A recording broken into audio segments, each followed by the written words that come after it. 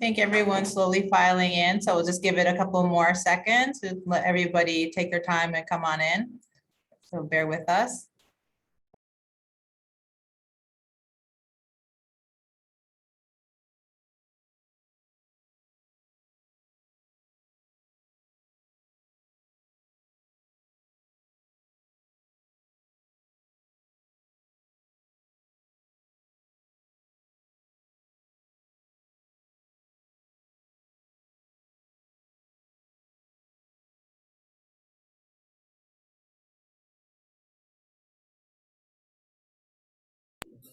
Masai, can you see it? Yes, ma'am. There she is.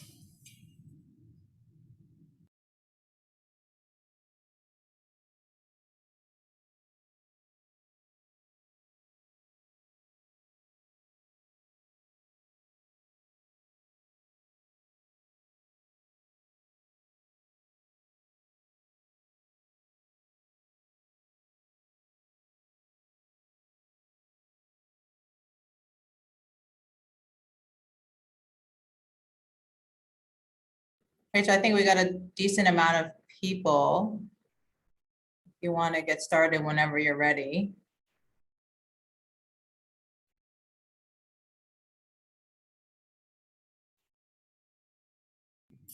Well, sounds good. Well then, all right. Hello, good afternoon, and welcome to New York Mutual Trading's Shochu 101 webinar. First of all, thank you so much for joining us live. It's tough following Michiko Kubota-san of Sakai Takayuki WOW and the massively charismatic Christine Lau of Kimika, but I'll do my best. Don't forget that at 6 p.m. New York time today, recorded for posterity, but recorded live, is a podcast of the Sake Revolution podcast by Tim Sullivan and John Puma, featuring literal living legend Noguchi Toji, a man who actually has real nicknames like the God of Sake and one of the four guardians of heaven. Wow. So they'll chat about his new project and the products coming to New York this month. And so, do not miss it. I am definitely excited to watch. I'm Rachel Fiekowsky. I work for New York Mutual Trading as a beverage specialist and sometimes Sake School of America. Our group represents dozens of fine shochu distillers, and according to export figures coming out of Japan, we're typically responsible for about 40% of all the shochu that comes into the United States.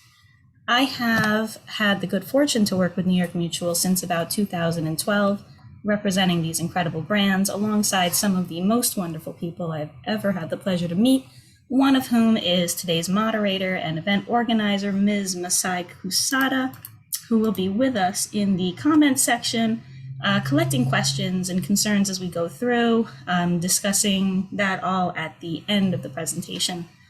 For now, this webinar is being recorded, but for those of you tuning in live, we are on a digital platform. Hiccups are inevitable. My Wi-Fi should be okay, but in case of disconnects, latency issues, etc., just stay on. We'll figure it out. And now for today's menu.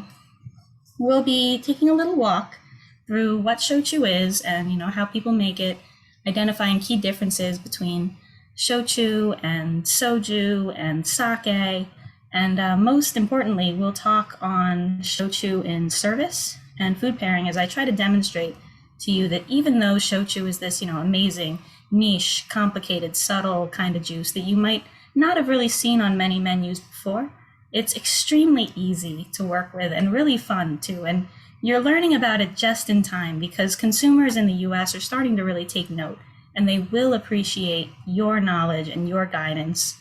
So good for you. Good on you that you made it in here. We'll also be doing a couple of demos of Oyuwari, 2 highballs and a seasonal shochu cocktail that I've been drinking nonstop for the last couple of weeks.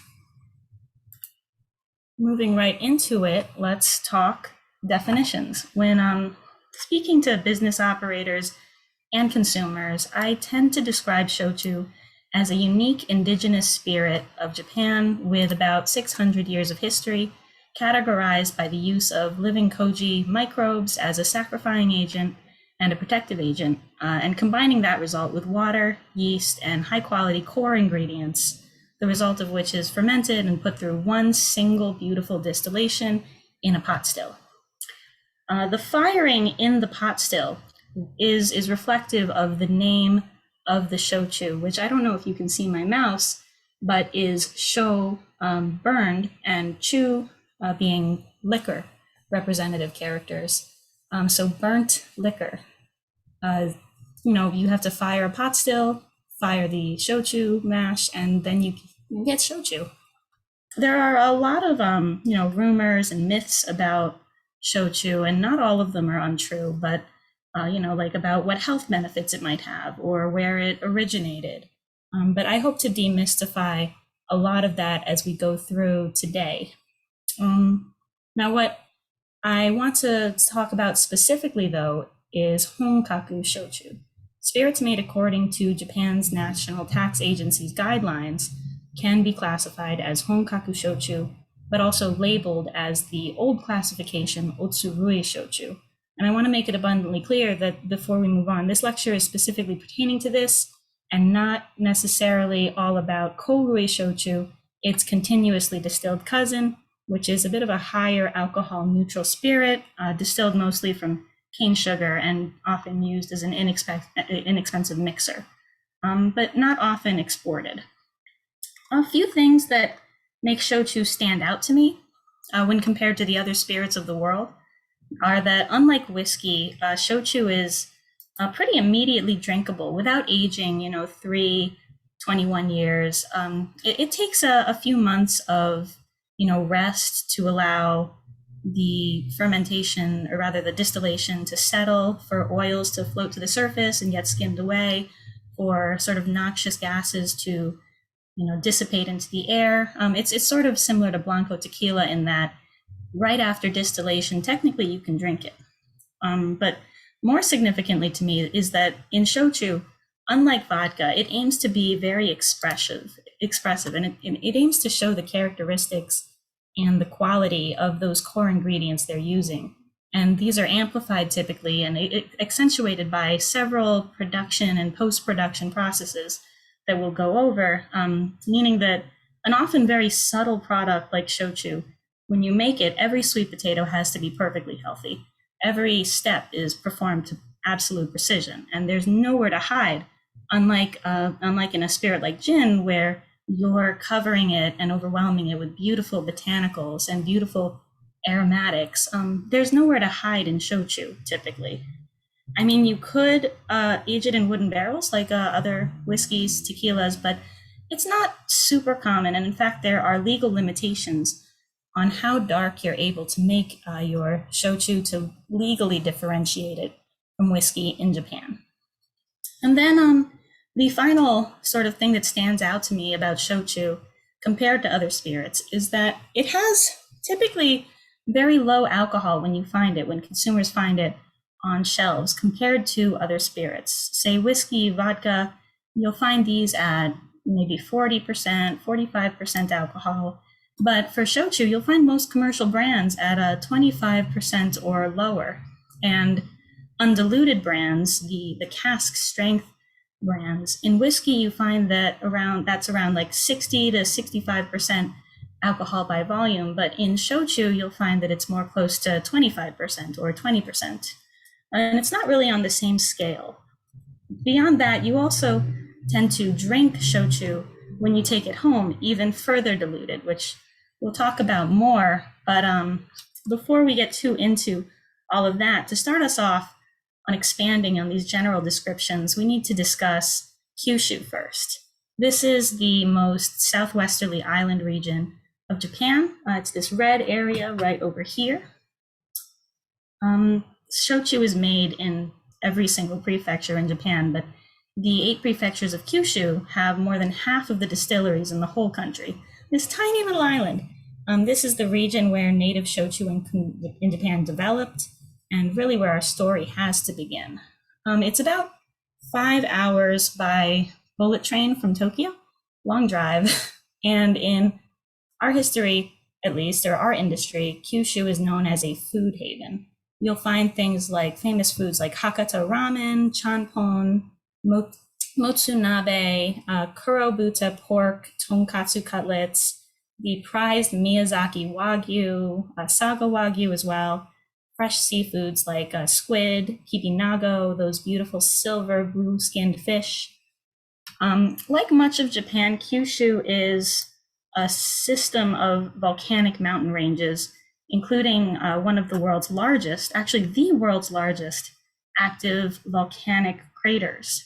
This makes Kyushu additionally famous for hot springs, especially Oita, and it makes it famous for excellent spring water. But unlike much of Japan, in Kyushu, especially in the southern areas of Kyushu and the islands to the south and to the west, you'll find a more subtropical climate than the rest of the country. This is mostly attributed to the fact that the equatorial winds, the trade winds, dump just tons and tons of moisture and heat from the center of the planet towards that center. Further south, even more hot and humid, Okinawan Islands and Amami Islands, very tropical, and the south of Kyushu over here, still quite warm and not entirely suitable to sake production, hence why they started to be very successful with shochu.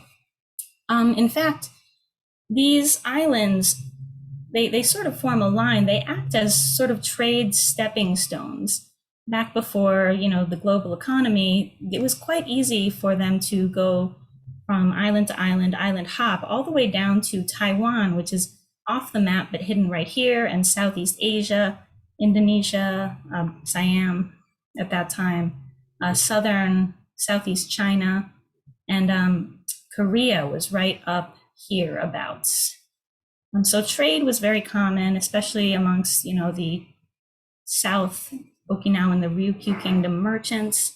And thanks to that trade, the residents brought in the 14th century and 15th centuries the techniques and equipment of spirituous liquor distillation, originating from the Middle East, moving to the Yunnan province of southwest China, and at that time developed and perfected by Ming Dynasty, and moved to Siam.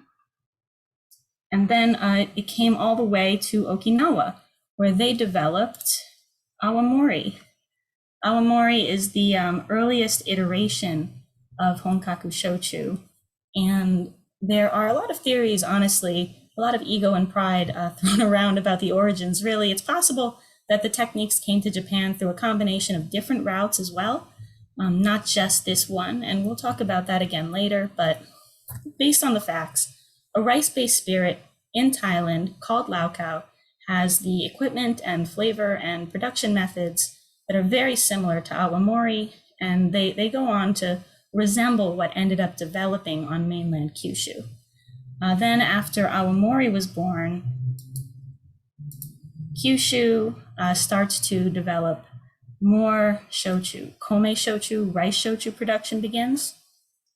And then barley shochu is developed on Iki Island, this little blip right here, north of Nagasaki and Saga prefectures. We start to see more and more as time goes on. We find different ways and different things to make shochu out of. Sake brewers start using the leftover leaves to distill shochu. Sweet potato growers start using sweet potatoes. Kokuto shochu is developed in the Amami Islands thanks to some US occupation, and they just let it keep going because they developed that culture. But the real turning point for me is when Genichiro Kawachi isolated pure cultures of black koji and white koji. This is where I think science starts taking a step into the shochu development history. And for the 100 years after he isolates these cultures, the last 100 years have seen us through the creation of modern two-step mashing, pure yeast cultures too, and automatic koji production machines. A lot of techniques and methods developed that led to hugely improved quality in shochu overall. It's really a totally different monster from what you would have seen 600 years ago. And we've even seen, thanks to all of these developments and some pretty successful marketing campaigns in Japan, a couple of shochu booms in the 70s and the 80s. And you might even call 2004 a miniature shochu boom, because it's just been on an upward trajectory since then and until then. But I digress. Beyond history, we need to also talk about what goes into shochu, the ingredients.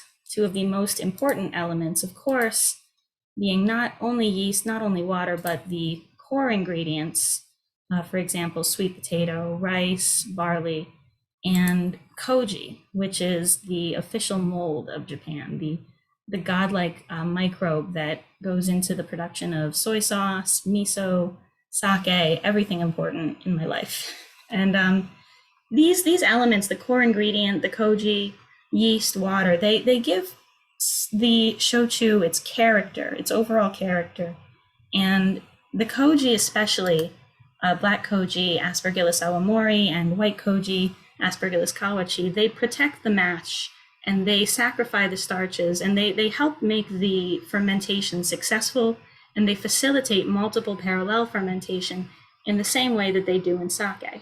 The Koji species utilized in shochu production are white and black koji, typically. Black koji typically making or lending a more strong, rich, sweet finish, and then an aroma that has a bit more impact, a bit more layers, and white koji being a little more plump and sharp, a little more mild than black koji shochu, and lending a bit of a ginjo-ka or a floral aroma compared to black koji. There are also a few shochu made with yellow koji. It's not common anymore, but they are, the ones that are very fruity, light, and very smooth and elegant.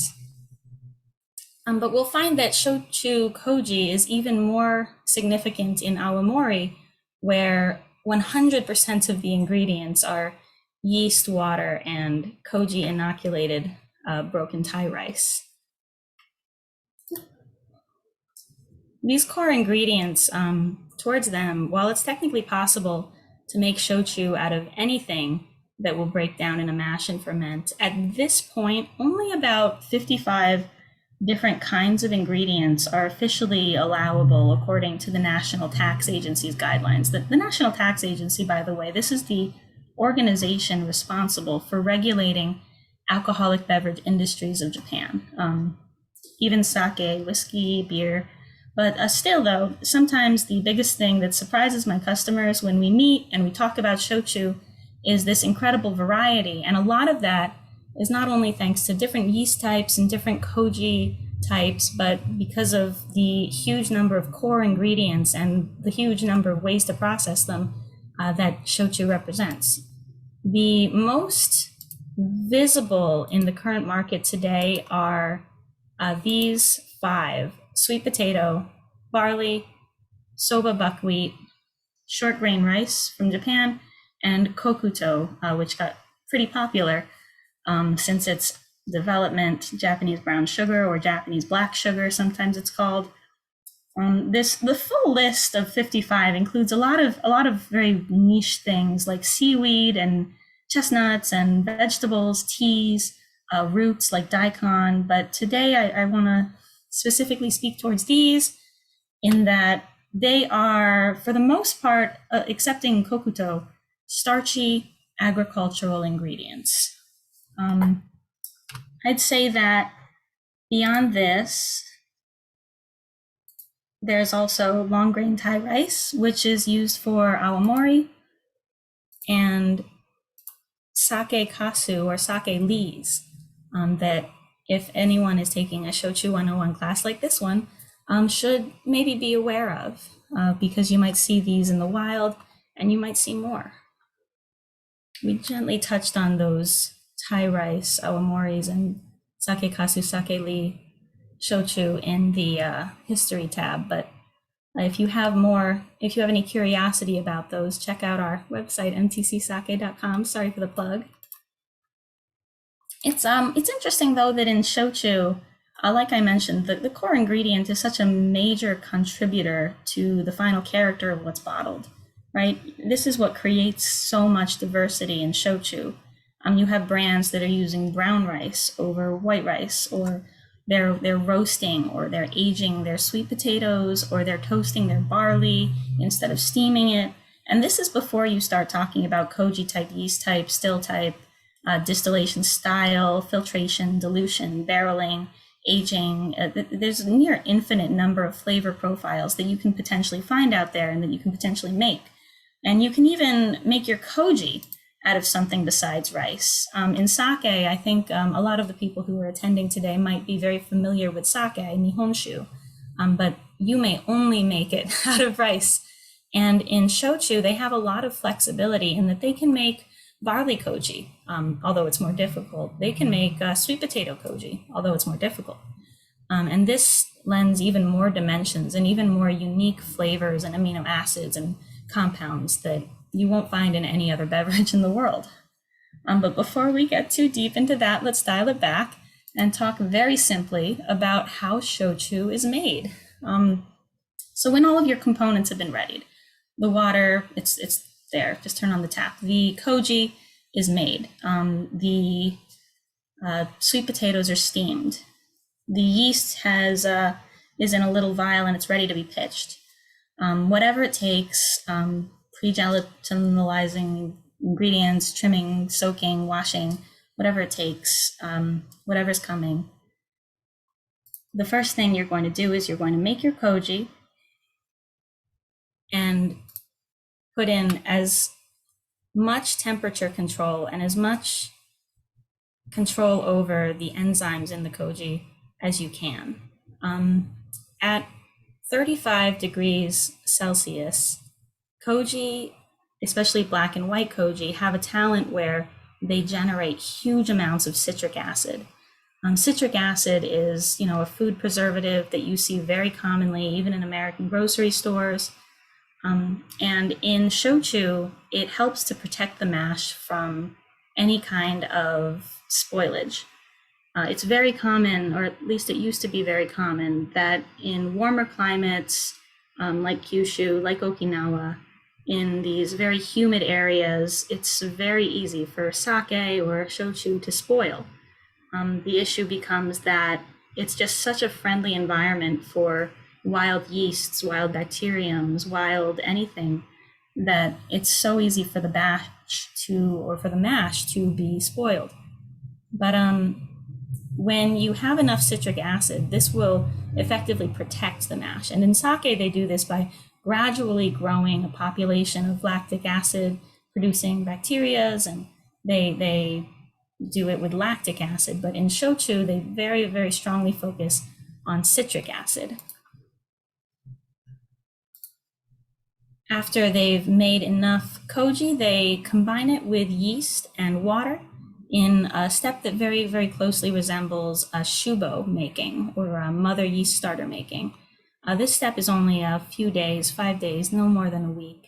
And what they're trying to do here is they're trying to build the yeast population. They've created enough sugars with the koji breaking down rice, or breaking down sweet potato, or breaking down whatever it's being grown on. They've created enough fermentable sugars that the yeast can start to snack and start to grow. We have a fledgling yeast population, and after 5 days, there's enough to add the rest of the core ingredient. This is a picture taken by my coworker, Maxwell Lear, of an amazingly purple sweet potato mash after a few days.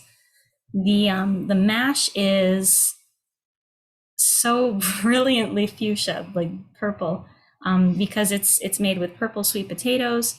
They've added these in the second mashing phase, the secondary moromi, the niji moromi phase, so that the sweet potato can be fermented at the same time as the koji is breaking it down into fermentable sugars. This is multiple parallel fermentation. It happens in sake, but the mash is built in a slightly different way.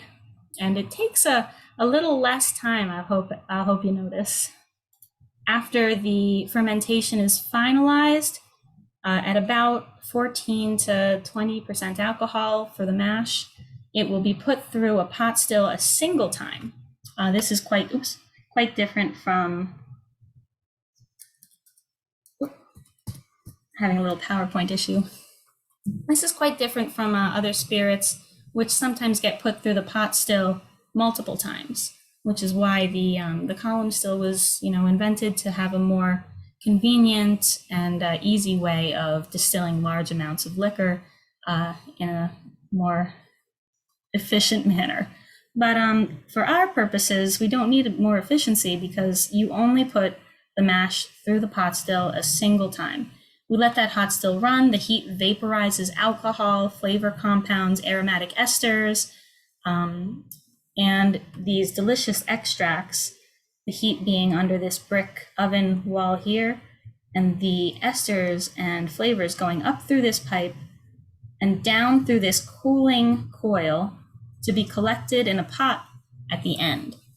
This is distillation, very basically.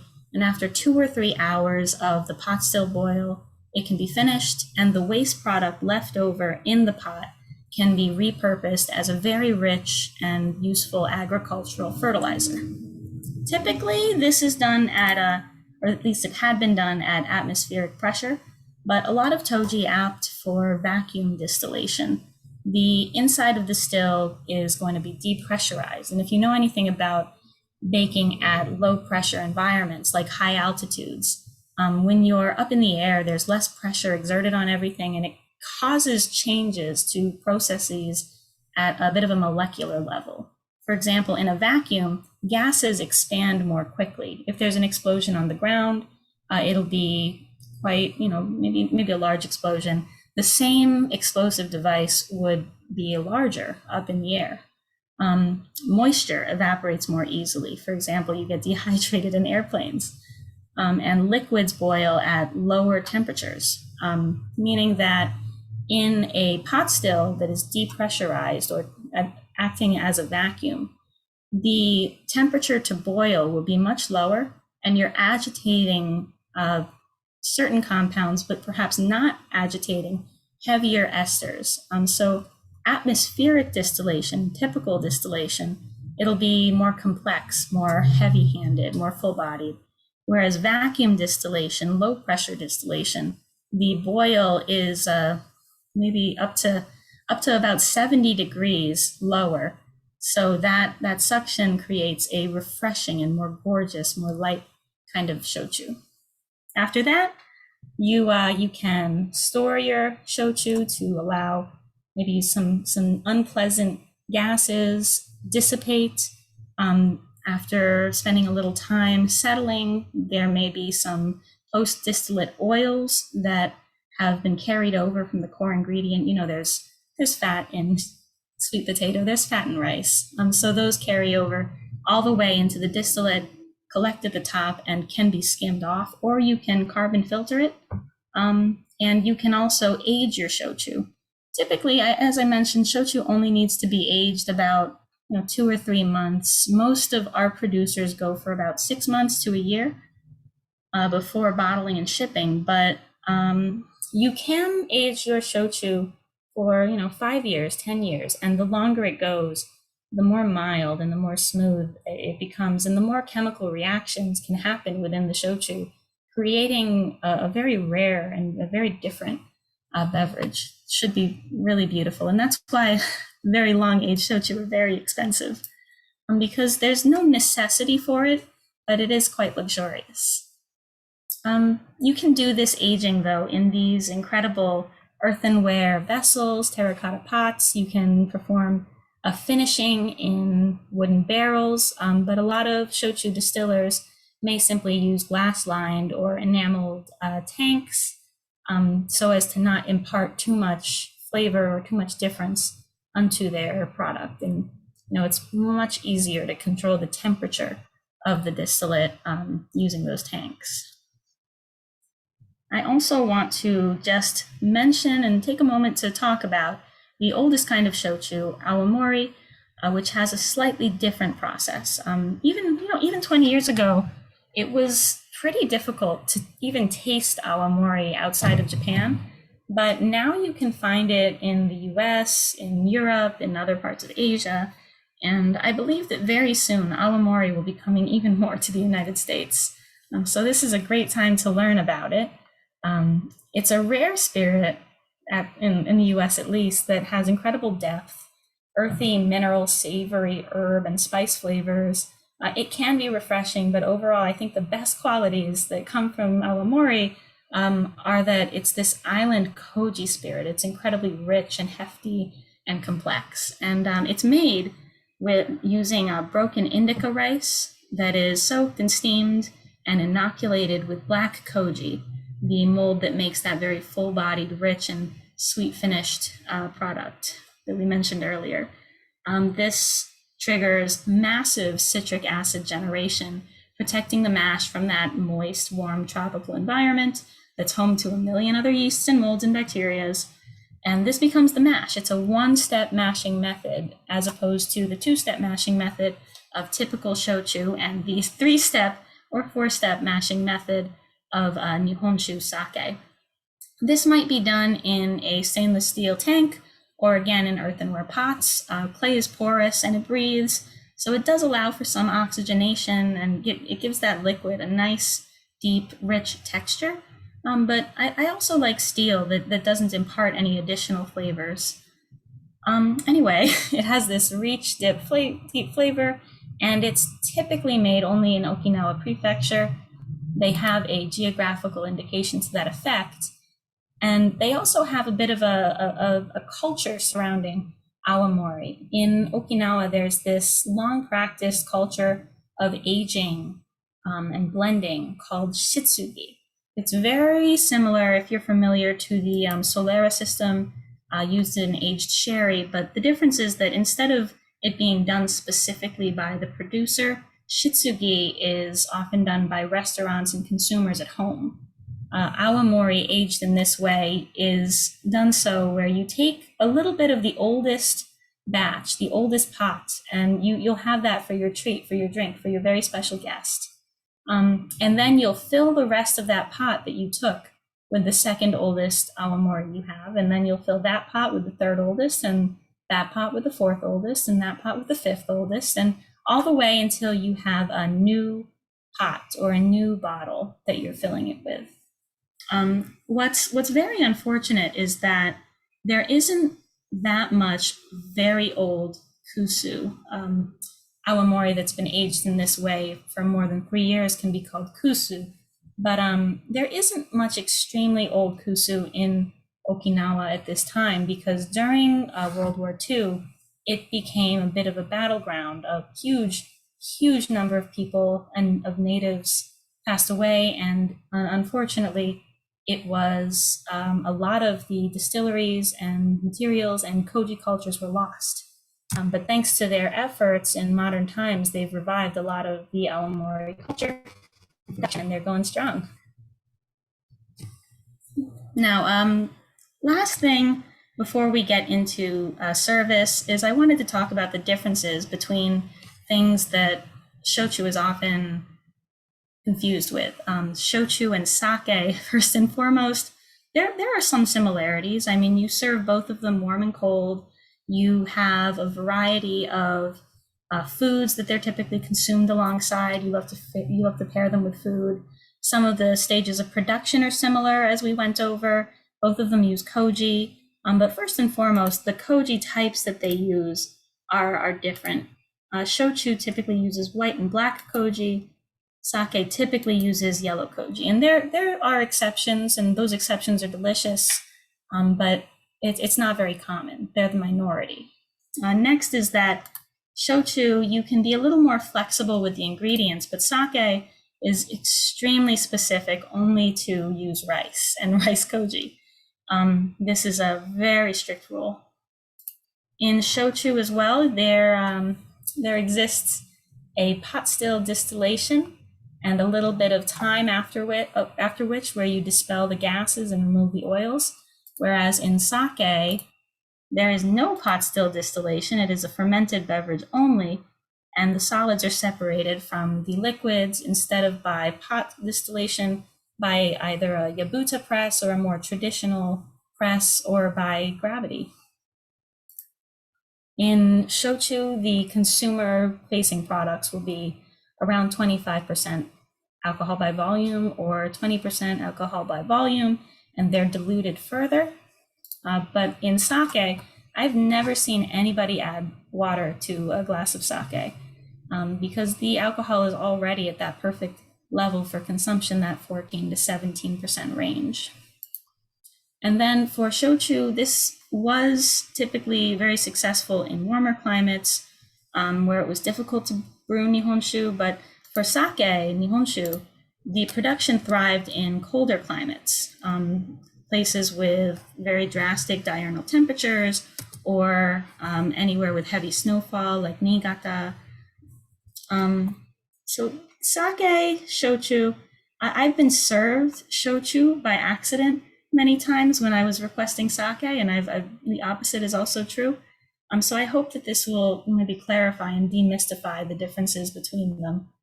But even more common is the shochu versus soju debate. These two are very often compared, and many people even insist to me that shochu is based on soju and the origins 100% lie in Korean soju. And perhaps this is the case for certain subsets of shochu. For example, Iki Island's process in the past had very closely resembled the Korean process, but and it's entirely possible that there are many ways that shochu could have developed in Japan, but this wasn't the case for most of Japan's shochu. And as we said, it more likely came through the Ryukyu Island route. But it is verifiably older than shochu. Soju has about 200 years on shochu. I'm gonna mix those up a lot, I think. My favorite words, shochu and soju, tongue twisters.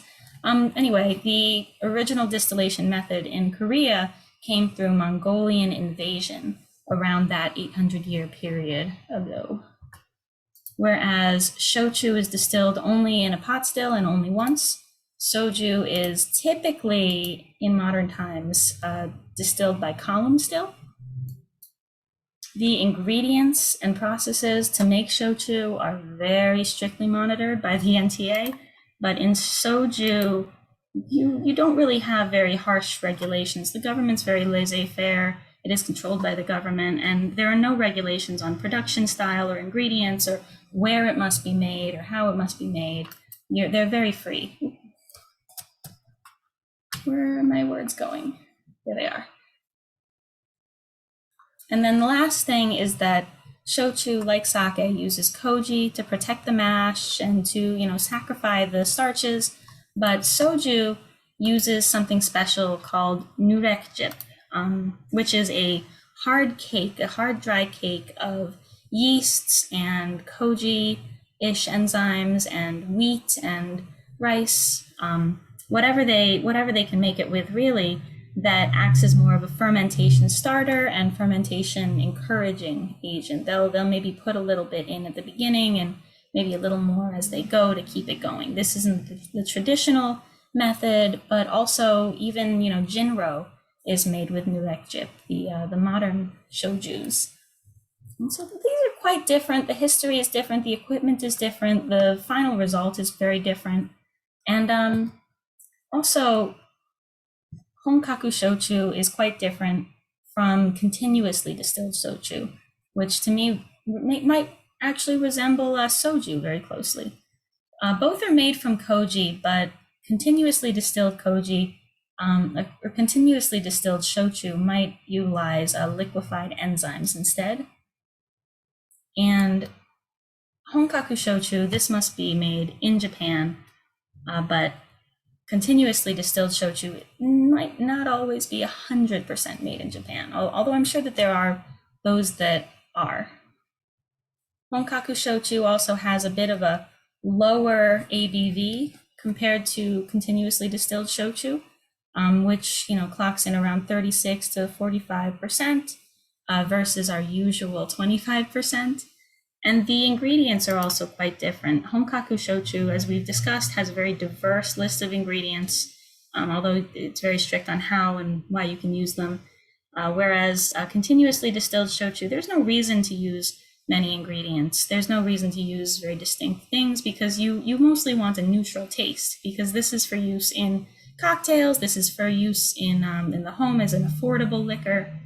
So you don't really see too much diversity in it. Now for my favorite part, shochu in service. Every year I spend in this industry, I find myself being asked about shochu more and more and more than the last. And it's finally starting to leave the borders of Japan more and trickle into the United States, especially Aomori. And so I feel it's very necessary to understand how to enjoy shochu in restaurants and in the home. But briefly and basically, these are some of the main ways that producers and marketers and that I recommend that shochu is consumed. You can have it neat or chilled. You can have it on the rocks. Most shochu lend themselves very well to drinking on the rocks. Mizuwari, which is to be cut with water at that beautiful 6:4 ratio, which is extremely interesting. The 6:4 ratio is supposedly the perfect ratio for shochu that are 25% ABV, because the manufacturers say that the umami can be most clearly sensed at that ratio. And I am not one to argue. It sounds right. It tastes right to me. And then that 7:3 ratio, the optional 7 parts shochu, 3 parts water ratio, is for 20% ABV shochu. There's also Oyuwari, which we'll be doing a little demo of, which is cutting with hot water, not too hot. You can make shochu cocktails, of course. There's this huge variety of shochu to choose from. Why wouldn't you? And a very special way to serve it, perhaps to guests in your home, is maiwari, where you will combine the shochu and water at that 6:4 ratio a day before. And what this does is, supposedly, it will allow the shochu, alcohol, esters, flavors, and water to equalize on a molecular level and to layer themselves and to disperse amongst each other so neatly and so cleanly that it becomes extremely smooth on your palate. Maiwari is supposed to be reserved for very special guests. If you have your, great grandfather coming over tomorrow, you'll maybe mix up a little maiwari for him a day before. But if you're not sure how to serve the shochu that you have on your shelf or that you see in the store, you can check mtcsake.com. We have spec sheets with all of the little brewer and distiller recommended serving methods. For ikomon, made by Komaki Jozo, they have recommended oyuwari, warm water, mizuwari, cold water, on the rocks and neat. They didn't recommend cocktails, but I strongly disagree. This is a great shochu for cocktails. As for vesselage, how do you serve the oyuwari? How do you serve the mizuwari? There are a lot of different little things available in Japan. Not too many have made it all the way to the United States. The choka set is quite popular in Kagoshima. Gara and chokyu, these are from Kumamoto. Satsuma kiriko, these are very expensive. Kara, these are used mostly for awamori in Okinawa. But the one that I would recommend for everybody, because you already have this on your shelf, is the rocks glass. You can use it for mizuwari, oyuwari. You can use it for on the rocks, neat, anything you need. It's all purpose. And it's got a wide rim, and it's got a wide pool down here, so you can have more aromatics. You can have more shochu in the glass. Really, everybody wins. But if you want to check out some official shochu vesselage, we have some available, I believe, at mtckitchen.com. And if you're located in New York, then you might be able to get delivery at MTC Kitchen Home, New York. The shochu products are available, but not only that, you might be able to purchase food products. Speaking of, let's talk a little towards food pairing. This isn't a food pairing seminar, but just very briefly, if we've served the drinks to the customer, that means it's time to talk about food. And shochu has that same power in sake that, out of all the spirits in the world, it has the highest umami content, and it has a low caloric index, and it has very low residual sugars, very low impurities compared to most other distilled beverages. And typically you enjoy shochu diluted with water or ice for consumption together with food. All these factors move together to, hydrate customers as they drink, enhance the experience that they have with their food, with that umami and that natural liquid MSG, boosting fresh, vibrant flavors of whatever your customer is eating. And there's so many ways to do it too. You can pair synergistically with, like over here, the Kokuto Shochu Jogo matches extremely well with the very sweet and brown sugary unagi kabayaki. Those flavors just match each other, and they're very synergistic. You can pair shochu as an enhancement apparatus. This is Satsuma Hozan paired with a Mexican pork stew. Really incredible. They make each other taste better. While not changing the flavors, they simply, a single bite of the stew makes the shochu expand in my mouth, and a single sip of the shochu makes the savor of the pork stew even deeper. It's a perfect pairing. But that's not the only way either. You can also marry the shochu and the ingredient. I wouldn't say that uni and Hakutake Shiro rice shochu have anything to do with each other, anything in common with each other flavor-wise, but when you have them together, you'll taste something new. You'll taste something that wasn't there before. The flavor compounds simply combine in your mouth to make a new experience. And you could also have shochu as a palate cleanser. There's just so many types. This is bitter melon Goya. I used to not really be able to eat Goya, but I had it with Aomori, and it simply washed it away, and all that was left was like that sweet, fresh, herbaceous umami aftertaste of their combination. And I couldn't stop. I had a bite of Goya, I had a sip of Shima Uta Aomori, I had another bite of Goya, I had a sip. It never stops, and you'll never want to stop. And it's a lot of fun. Pairing shochu is one of the most fun parts to the service industry for me. But actually, let's talk about the number one most fun part, which is service and cocktails. For the last leg of our 101 class, I just wanted to show you exactly how easy it is for a total mixology home amateur like myself to run 4 separate shochu drinking experiences. And the first of these that I'm going to demo is Oyuwari, which I hope you remember is the hot water 4 shochu 6 ratioed combination common to Kyushu. We will also do a Honkaku shochu highball. There it is, called a Chuhai, and an Oolong Hai. And then we'll do a custom cocktail that I've been drinking for the past couple of weeks nonstop because it's melon season, and it will be melon season until hopefully the end of October. And I'll just make these really quick for you, show you how cheap it is, how easy it is, how fast it is. And towards that end, let me move my camera to my cocktail station.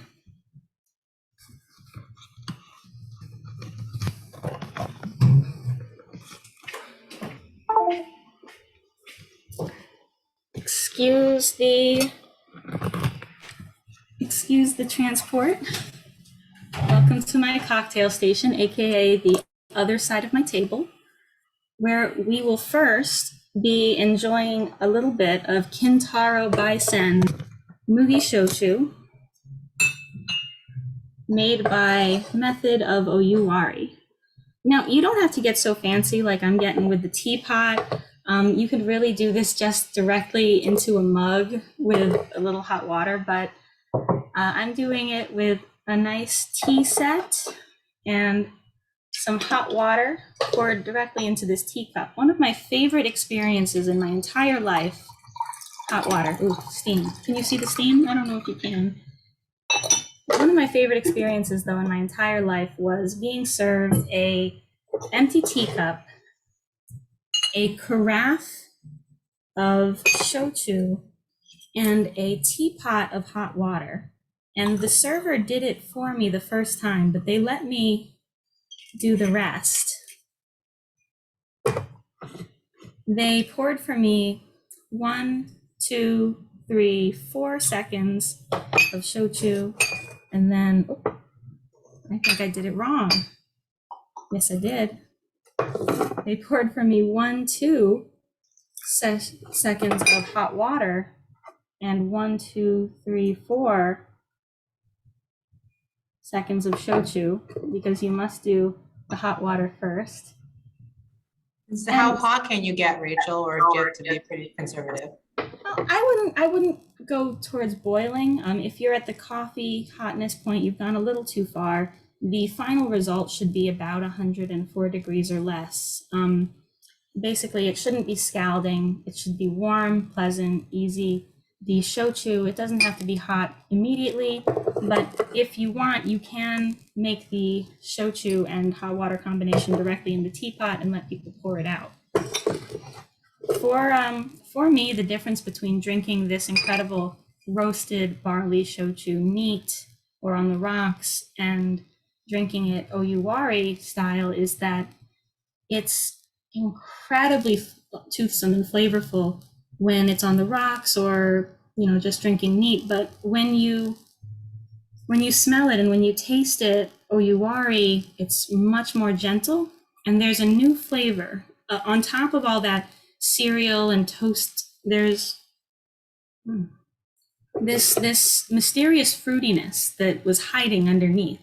So you get to experience totally different shochu in a totally different way, just in time for winter that's coming up right now.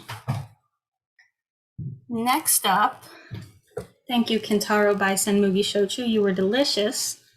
We will be doing a very, very quick and easy shochu highball.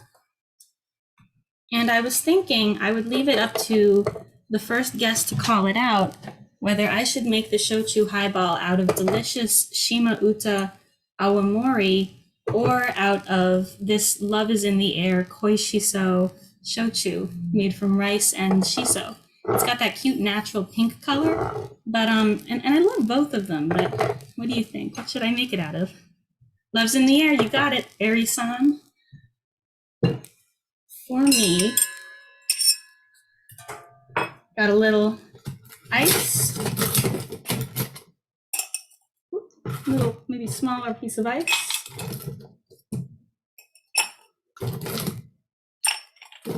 The highball is really the easiest cocktail.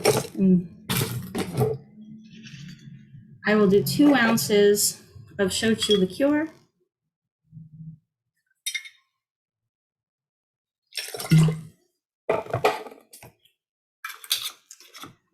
And I will top it with club soda.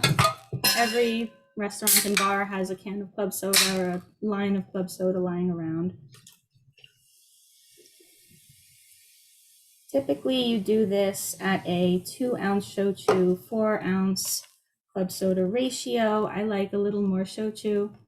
It's got this very slight pink tinge. I think you can see it against the ice, and really the easiest thing in the world and so refreshing. I just did 2 ounces of shochu, 3 ounces, 4 ounces of club soda to fill. Maybe serve it with a straw. And that took me 2 seconds. It's so good. Oh God, it's so good. Oh. If you want, you can cut up a lime wedge or lime disc. Put it on the end. So easy. Beyond that, I wanted to also do an oolong high with some oolong that I have chilling in the refrigerator.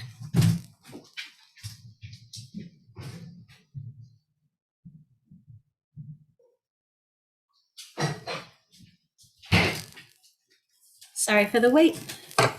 This is UCC oolong tea. It's really the perfect type to use. They have a lot of tannins in it. It's got some citric acid already in it as a preservative, so it's nothing too fancy, but you don't have to brew the tea yourself. Again, just fill with ice. Hey, Rachel, real quick, while you're doing that, we have a question in the Q&A if you want to answer that while you're prepping that. Love to. So we have, if I missed when you said core ingredients for shochu, such as imo, barley, kome, how are the ingredients processed so they can add it into the second moromi? Do they use the actual imo skin, wheat husk, or actual rice, or other ingredients processed into powder format so it mixes easier? That's such a good question, actually. There's a lot of different things that they can do to it. First and foremost, they will absolutely wash it, especially for emo. They will wash it on a line, they'll inspect each one, they'll trim the ends off, they'll cut out all of the bitter little parts that you would usually cut off when you're cooking with sweet potatoes, and any part that looks dark, they'll cut off. They'll also cut it sectionally so that they can see the center and make sure the inside isn't spoiled. Remember, every single sweet potato has to be healthy before it goes into the mash. And then if it's healthy, they'll cut it into smaller pieces, they'll steam it, or maybe they'll roast it, or maybe they'll wet age it like they've been doing recently.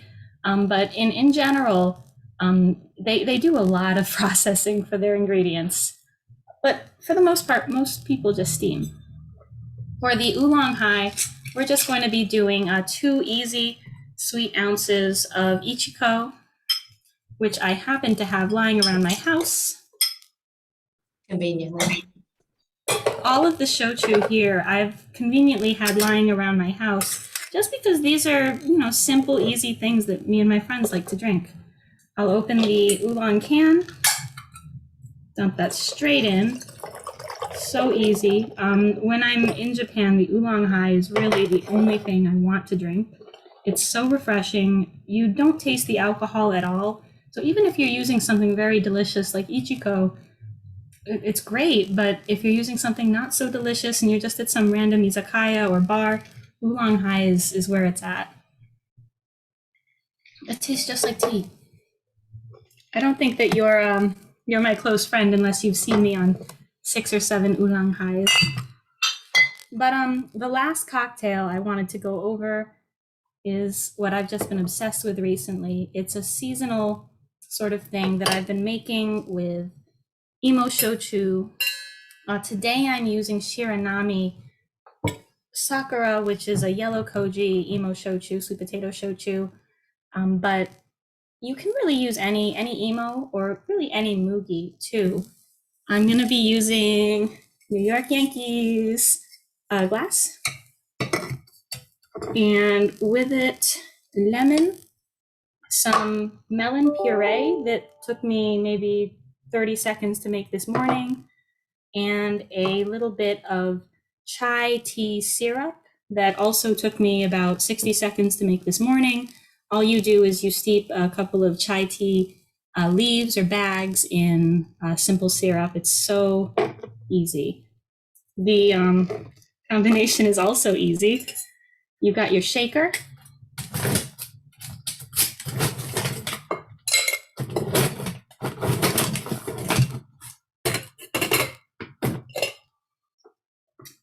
You have 2 beautiful ounces of sakura shiranami.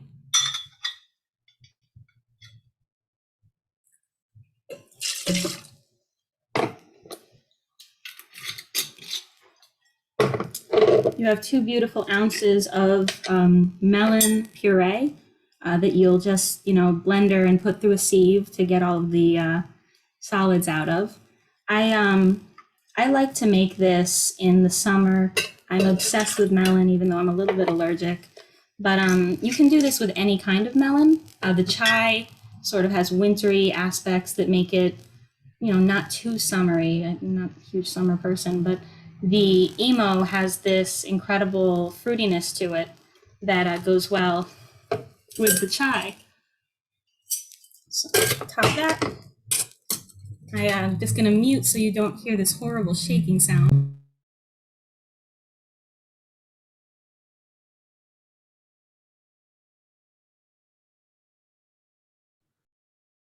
I don't think everyone will think it's a horrible sound though. It's the authentic experience of getting a cocktail made. Well, cheers then. Got your strainer, got your glass. You'll put a little bit of ice in it, perhaps to keep it cold, because it is kind of hot. It's like 85 today, I guess. You don't need too much ice. I think if it's, just for me, I want ice, but for restaurant operation, they're going to finish it pretty fast. So you can put it in a coupe glass and strain for that beautiful color. For a sweeter version, you'll use the chai syrup that I forgot. Just 1 ounce of that. And you see it settle at the bottom with this beautiful gradient. Put in a straw. And it's so good. It's this chai melon experience. And again, you can do it with any kind of melon, honeydew, musk. This is with cantaloupe. I like the orange color it produces. Just in general, go Yankees. And thank you so much for spending your time with me in these four shochu experiences. One last thing that I wanted to say before we get really into any more questions is that, let me share my screen.